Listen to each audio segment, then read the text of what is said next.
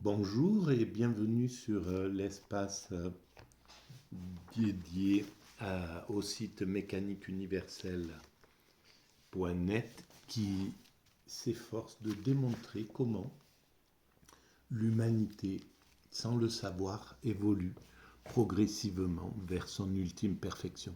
L'ensemble humain évolue progressivement vers son ultime perfection. La paix universelle, la fraternité entre les êtres humains, un fonctionnement parfaitement harmonieux, la fin de l'activité constructrice, puisque tout sera construit à ce moment-là, on aura fini d'élaborer le meilleur système possible pour vivre ensemble sur cette planète, en paix, etc. Donc évidemment, ça concerne les siècles qui arrivent. Il faudra encore quelques siècles d'évolution, mais on se rend bien compte que on est sur le chemin de cette évolution. On y travaille de façon intense. On travaille à rendre de plus en plus écologique l'humanité. Nul doute que dans 100 ans ou dans 200 ans, on en aura fini avec l'énergie, le pétrole, etc., le gaz. On saura domestiquer correctement l'énergie solaire, etc. On en aura fini avec le gaspillage, on aura fini avec l'égoïsme, on aura fini avec les nationalismes qui sont le porteur de guerre, qui ont été quelque chose de très important dans l'évolution de l'humanité. Le passage au national, ça a été très très important, ça a été une étape, une évolution importante, mais comme toutes les évolutions de l'humanité, elle est destinée à être dépassée à un certain moment. À un certain moment, nous fonctionnions sous la forme des cités en Grèce. Et puis les cités se sont réunies et sont devenues des pays. Les pays ont évolué en nations. Les nations sont en train de se fédérer pour devenir des concerts de nations, comme l'Europe, comme l'organisation africaine, comme l'organisation américaine, l'organisation asiatique, l'ASEAN, etc., etc.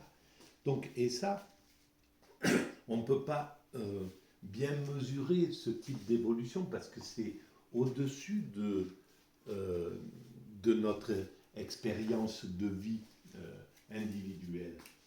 On peut voir l'évolution sur 10, 20, 30 ans, mais guère davantage, alors que ce type de changement, par exemple le temps qu'il a fallu à la France pour devenir un pays, pour rassembler les petits fiefs qui appartenaient à chaque, à des nobles particuliers pour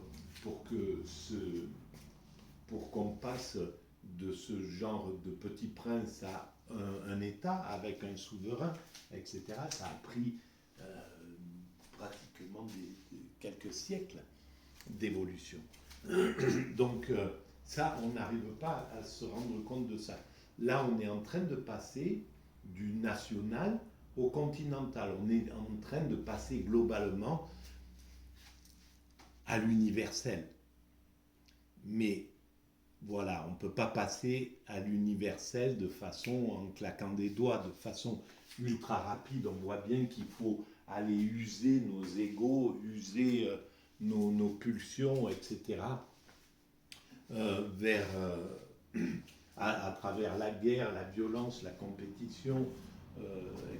Voilà, on va user notre primitivisme violent à tout cela pour atteindre un état qui sera, voilà, qui mettra peut-être 2, 3, 4, 5 siècles, mais on parviendra à fonctionner universellement et à atteindre à la paix universelle. C'est une évidence pour moi. Voilà. Et donc, pour parler un peu de toute... pour démontrer un peu cette théorie qui est déjà écrite, qui est formée, euh, je fais ces petites vidéos, enfin assez longues d'ailleurs, en m'appuyant sur des ouvrages que je découvre au hasard de mes pérégrinations.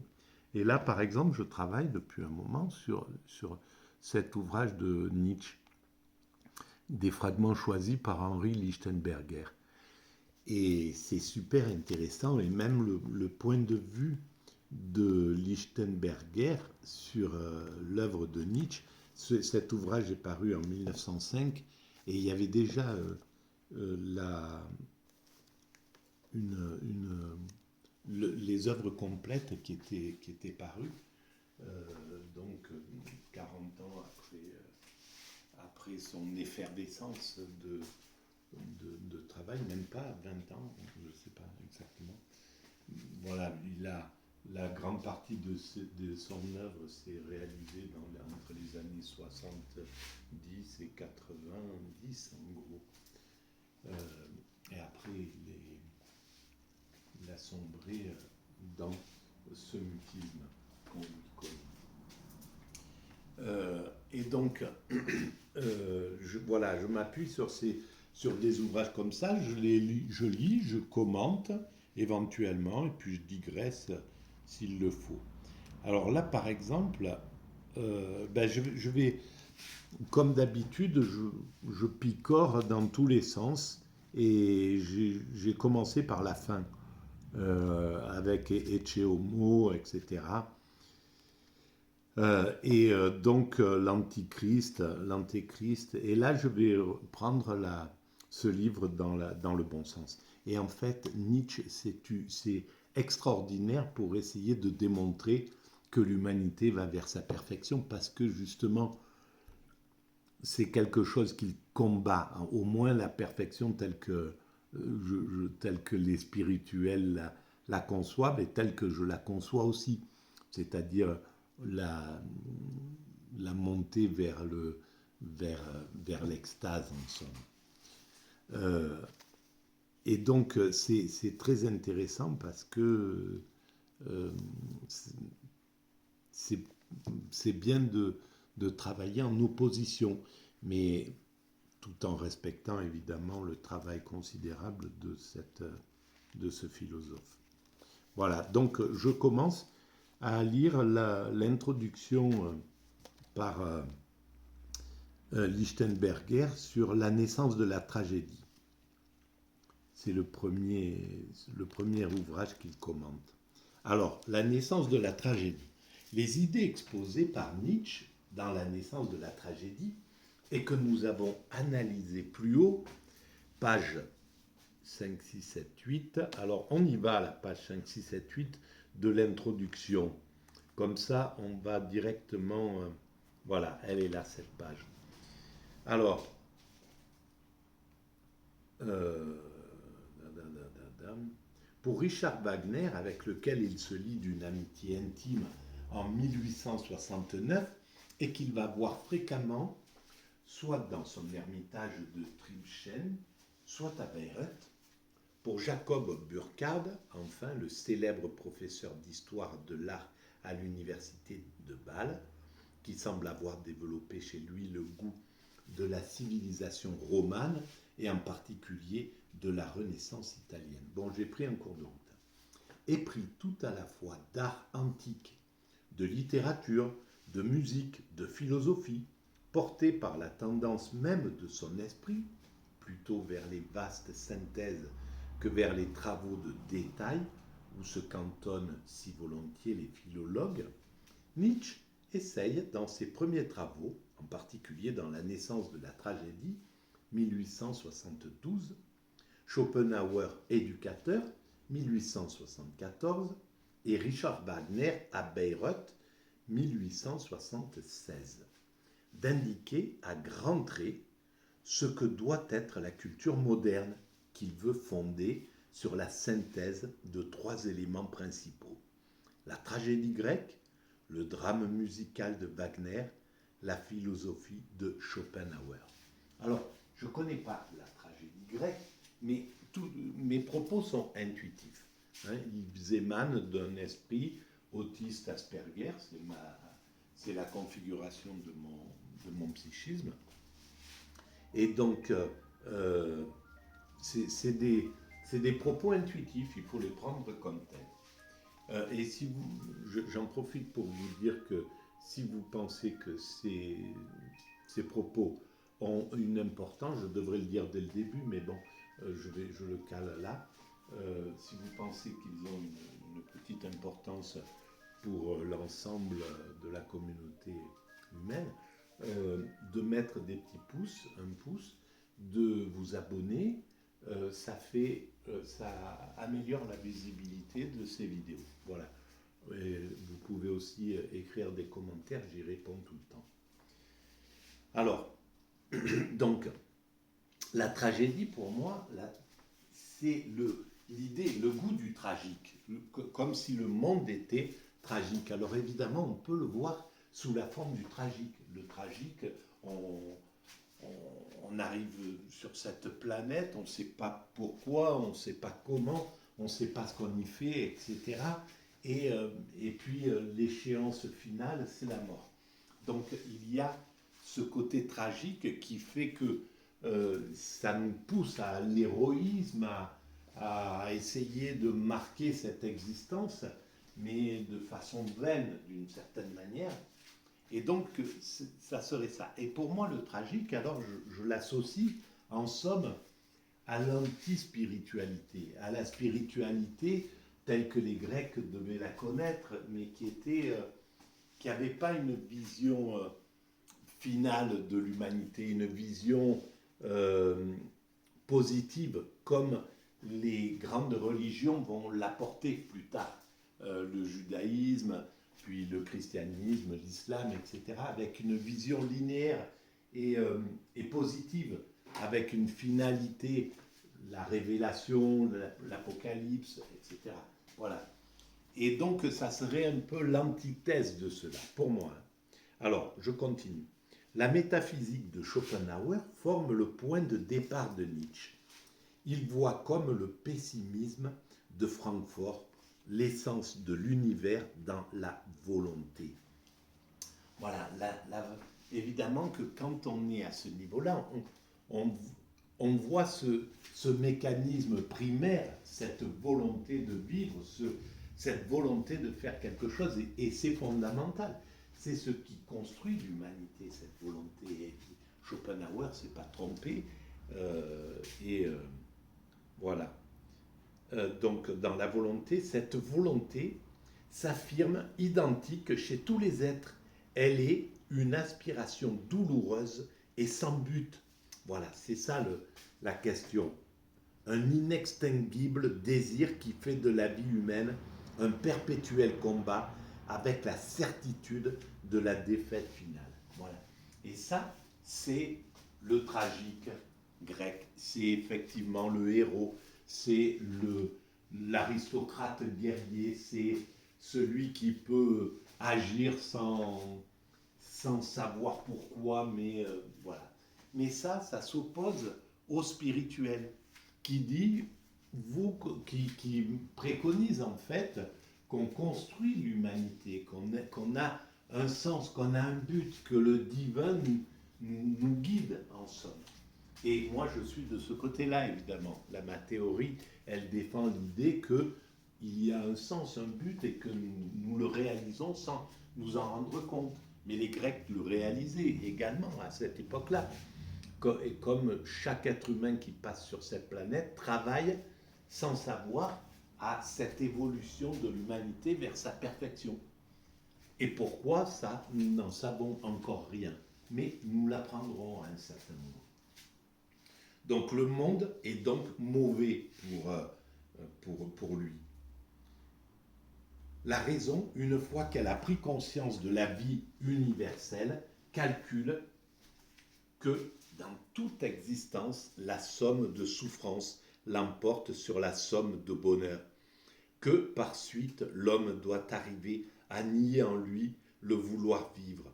Le renoncement absolu peut seul mettre fin à l'universelle souffrance, à ce cauchemar douloureux dans lequel se débat la créature soumise à l'illusion de l'individuation. Et c'est clair que ça, c'est la vision, le renoncement à ce vouloir vivre primaire de la création, de créer, d'agir dans ce monde. Refuser cela, c'est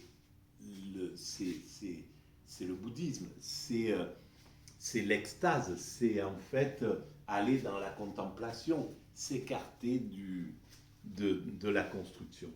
Et effectivement que c'est une solution, mais elle ne doit pas être prise parce que ça n'est pas possible. Là, je suis obligé d'avancer un peu plus vite. Mais ajoute Nietzsche, qui sur ce point se sépare nettement de son maître, le pessimisme absolu, le nihilisme philosophique est pratiquement impossible. C'est ça, bien sûr. Si rationnellement le monde est mauvais, si la vue de la vérité par conséquent pousse l'homme à désirer le néant, on peut, au lieu de tirer de ce fait la conclusion que voulait Schopenhauer, conclure inversement. Donc non, mais oui, Schopenhauer concluait que conclure inversement, si la vérité est mauvaise, sachons vouloir l'illusion, sachons découvrir des illusions assez belles, assez séduisantes, pour qu'elles nous fassent aimer la vie malgré ses inévitables souffrances. Et mettons toute notre sagesse, toute notre énergie au service de ces illusions. Or, il existe deux illusions principales qui nous permettent de justifier l'existence et que Nietzsche appelle l'illusion apollinienne et l'illusion dionysienne. Alors, voilà, c'est ça. En somme, il y a la solution devant cette souffrance, il y a la solution d'anéantir son ego, d'aller vers l'extase, vers le nirvana, vers l'éveil, d'aller dans ce que les religions préconisent, la fin, et plus tard les stoïciens, les épicuriens, la cessation de la douleur, ou l'acceptation totale de la vie telle qu'elle est, etc. C'est une des solutions. Et puis il y a la solution de rester dans l'activité, dans la joie, et passer au niveau, rester dans cette illusion, et découvrons la beauté dans le monde. C'est ce que préconise Nietzsche, d'aller vers cette légèreté, etc., d'accepter le monde tel qu'il est, mais avec joie. Alors, c'est l'autre solution, et il a raison, Nietzsche, sous cet angle-là. Absolument. C'est ce qu'on doit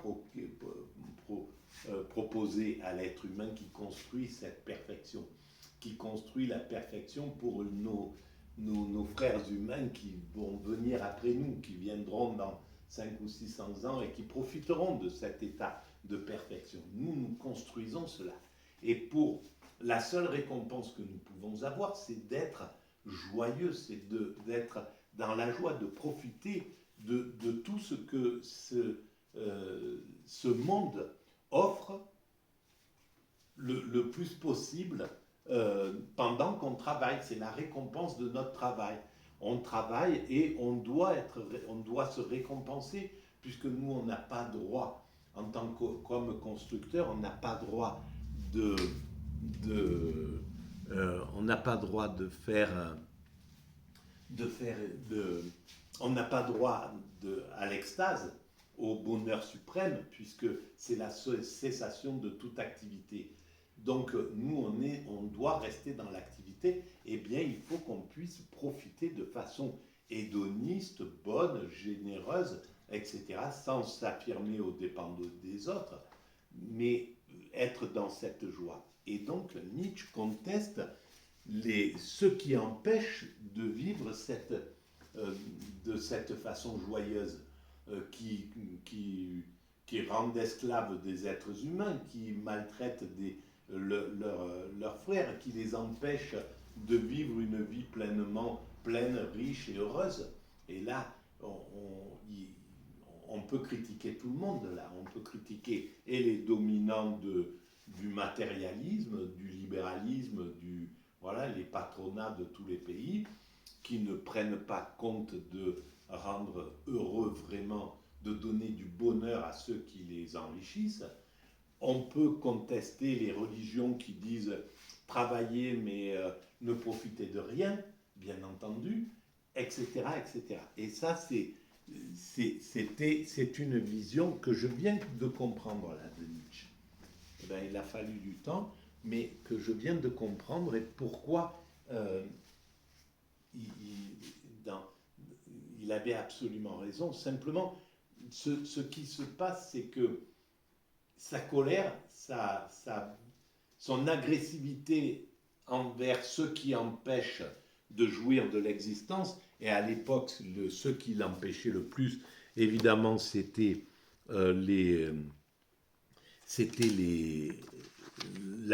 l'Église, c'était la religion, parce que c'était pas forcément essentiellement, parce que les patronats du 19e siècle, de l'époque de Nietzsche, 1800 quand Nietzsche écrivait, et que Marx, Engels, etc. Dénonçaient, étaient des massacreurs d'existence. Ils faisaient travailler des êtres humains du matin au soir pour juste de quoi manger, et ils les maintenaient dans des taudis. Enfin, ça a été des criminels terribles. Et donc, je pense qu'il a pris surtout la critique du côté du religieux. Il a pris en compte le côté religieux. Marx a pris le côté industriel, le côté du patronat libéral, etc. Et c'est ça qu'il a contesté. Et donc, les deux, finalement, ont raison, et ils vont ensemble, quoi. Voilà, je vais arrêter là pour cette vidéo et je reprends dans la foulée. Merci. Alors là, on voit justement à quel point, sur la télévision, Lumumba, à quel point les êtres humains peuvent être cruels, désastreux et violents pour assouvir leur domination. Mais voilà, les temps changent et c'est fini. L'Afrique ne vivra plus jamais ce que nous lui avons fait endurer.